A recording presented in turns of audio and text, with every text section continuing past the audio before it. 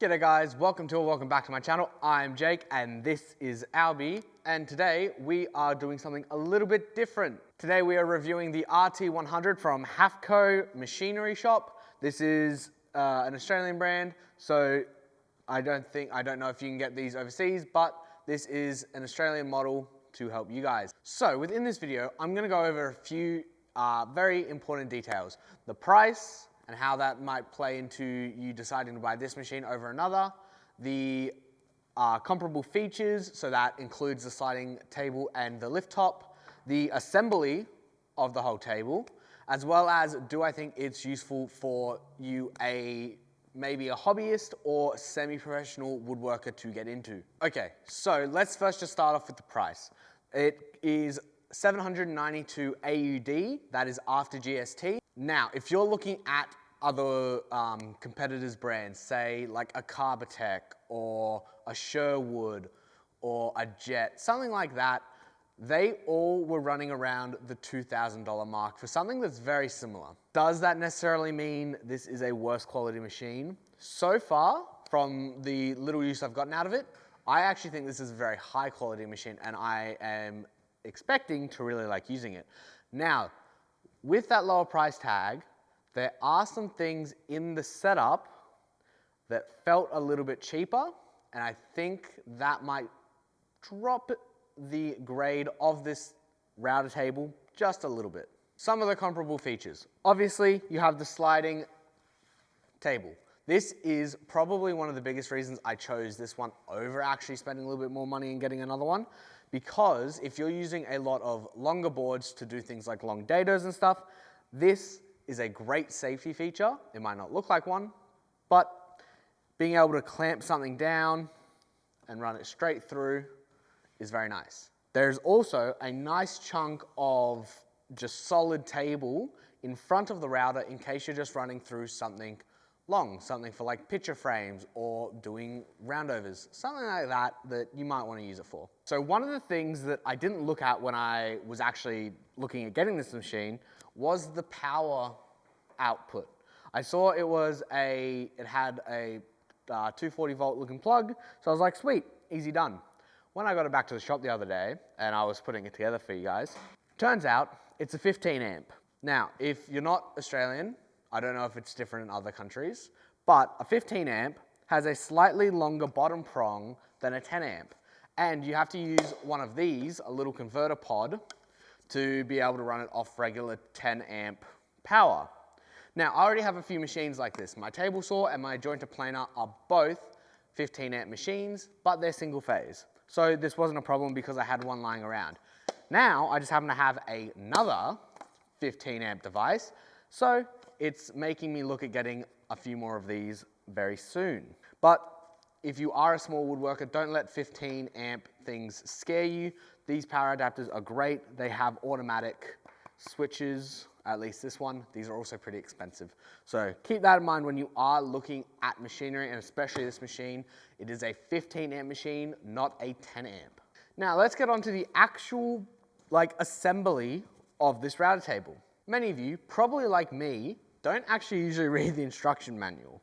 Now, for this router table, that might be a better thing because this instruction manual is so hard to read and has so little detail, it is insane. Not just the words that they use doesn't really make too much sense. It just says, like, put it together.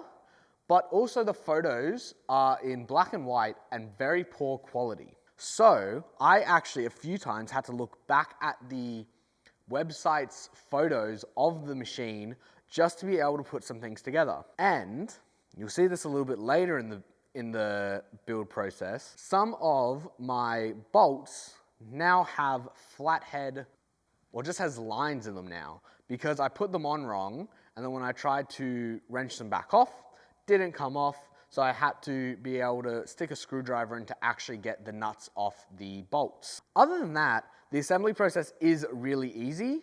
Probably the other hardest bit about assembling this table is actually getting the top on and getting it nice. Because of how this table works, it is a very heavy tabletop. There are gas struts to be able to lift it, but when you are first assembling this table and putting the tabletop on, it can be a little bit challenging. I am going to move this table out now though, so I can show you it being lifted up. Now, another problem I had, and I don't know if this was just a machine issue or actual product issue, is a lot of the pieces lined up, but not perfectly. They were all slightly off, and you'll see it a little bit more in the fence than you will on the base. But some of the stuff wasn't lined up very well. Now, realistically, I've just undone my two side bits to lift it up. This should just spring up. But there's a slight misalignment in some of the plates down here. So as soon as I pull, there we go, it lifts up. That allows me to get underneath to the router, be able to move it around, change bits, all that type of jazz. So that's just one of the misalignment issues that you can have on this machine. Putting these threads back in sometimes can be a little bit challenging. I tend to put them in and then lift it up and then tighten it all the way down, just so that I make sure that the gas strut isn't going to move up while I am actually using the tool. The other main part of misalignment that's potentially really bothersome and has kind of annoyed me is this fence. Now, overall, the fence seems to be really good quality, like all aluminum, everything's really easy to put together. But these two pegs right here are very slightly, well, I should probably say this metal plate in the middle is very slightly too short. So it brings the big chunk a little bit closer to the center, which means these pegs are very, very, very slightly off from being centered. So when I unscrew them, it actually moves the whole fence pretty severely. Now, that could get better over time. This is even better than it was a couple days ago. So I do have hope that that's going to change and that's going to get better. There's a couple fiddly things with it when putting together, but I think there's also a ton of really good features. Now, let's get into them to sort of not just bag on this machine. Obviously, I really like the sliding table. I think it's a really cool feature. I think it's a really nice feature to have, and you can lock it off if you want it just to stay still. The other really nice feature, the lifting table. Now, I'm still pretty young and spry, but I can imagine putting in a 3 to 4 kilo router underneath a table while lying down and trying to screw everything in properly would be a nightmare and kill your back. It killed my back doing it sometimes anyway, hand routing. Having it be able to lift up and you can basically sit on a chair and hold it and then screw it in, fantastic, absolutely sweet. They also come with some inbuilt hold downs. So when you are feeding stuff through the router, these come out and, let me get them in right, these can hold down your work. I don't think I've seen that with another router table, at least not something that comes with the machine. Now, you might have machines that you can buy the accessories for and all that. Sweet. This also has a lot of stuff that you can get because it's just regular T-track. So you can get a lot of different accessories for this if you're just a little bit handy and looking for very specific things. Now, I haven't tested regular palm routers in this machine. I have the Makita plunge router in here at the moment, and currently it works very good. Now, I'm going to talk through the steps of assembly for this table just to make it as easy as possible. If you do happen to go out and buy it, you can come back to this video and actually just look at the assembly process and not have to read that godforsaken manual. So, the first thing I did was put all the rubber feet on the legs. They are the 4 same size parts, and then screw them to the base. Now, I'm using an impact wrench for this. Maybe that harmed me later down in the process, but you can also just use a regular spanner. You can just finger tight them and wrench them down a little bit. I don't think they have to be godforsaken super tight. The next pieces I did was the gas strut stretchers. They are the slightly thicker bars with the single hole near the end of one of the bars. Now, you have to make sure that these are assembled in the right way. At the back of the shelf of the router table has 2 holes in it. So make sure you're assembling the little hole near the one end is away from those. You'll see it kind of in the process now where I have the little hole towards the front of the table, really. You do that on both sides. Then there's the back pieces. They're the pieces with the sharp angle a little bit cut out. They're pretty easy. They just attach to the side and the base, both just with screws. The next bit, this is what tripped me up, was the top short stretcher. Now you also have a top long stretcher that just bolts onto the front, but I did the top short stretcher first. Now the top short stretcher has 2 holes in it. Let me lift up this table so I can actually see.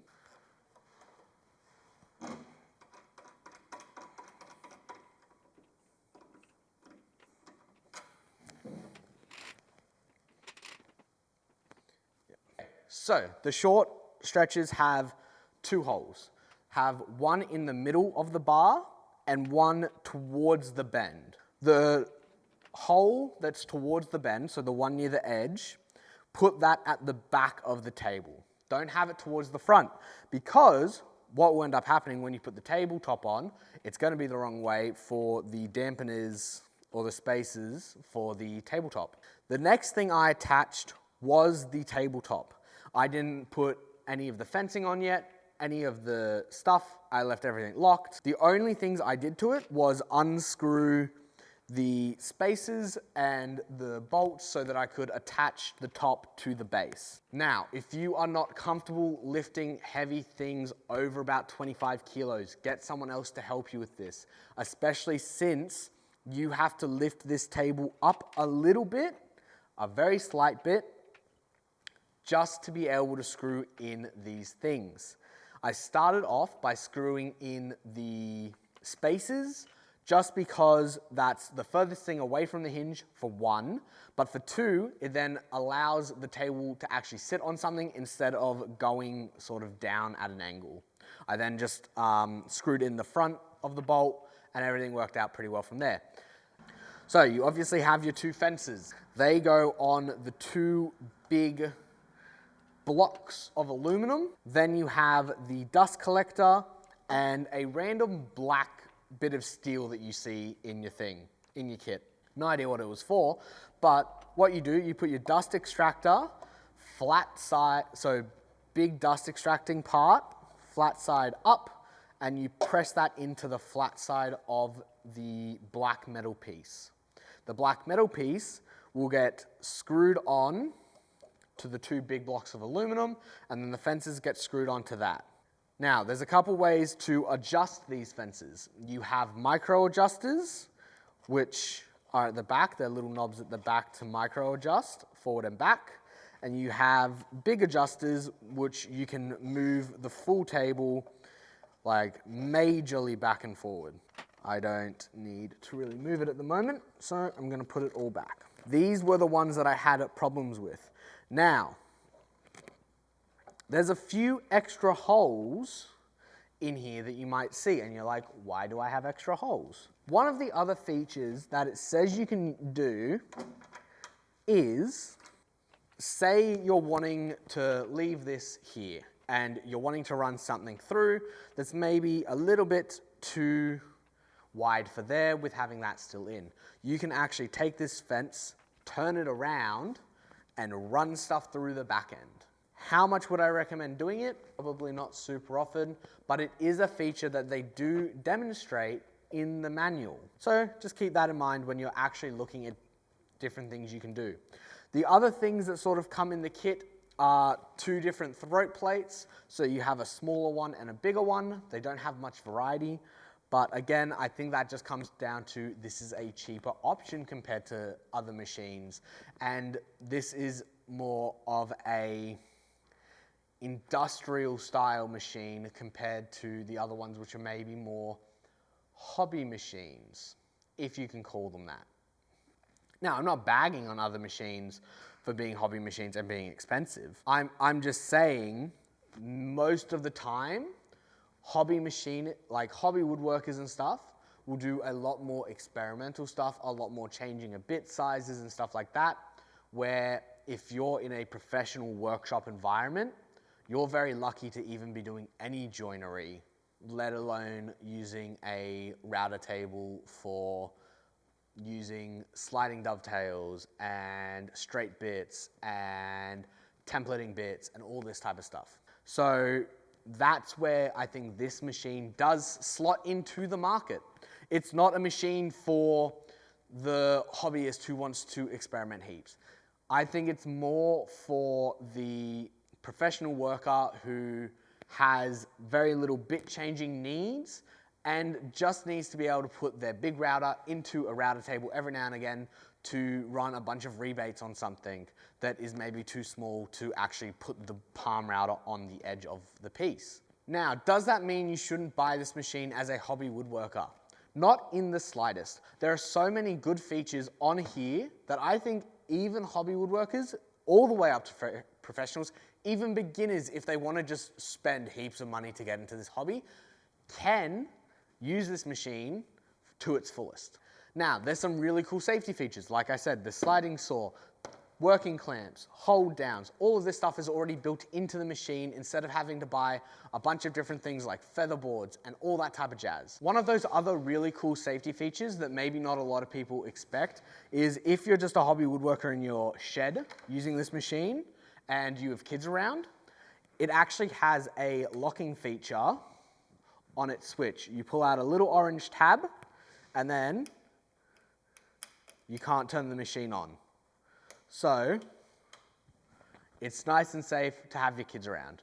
Just like other machines that you can have emergency switches, emergency stops, stuff like that, this has some inbuilt features for those people who might have kids around, who might get a little bit too close to machines for their own good. This works really well as the machine it's designed for. Now, is it going to be one of those machines that can do absolutely everything? I don't think so. I think it could be used for a lot of things. I think this could even be used for some things that the regular router tables couldn't, because you have a slide on it.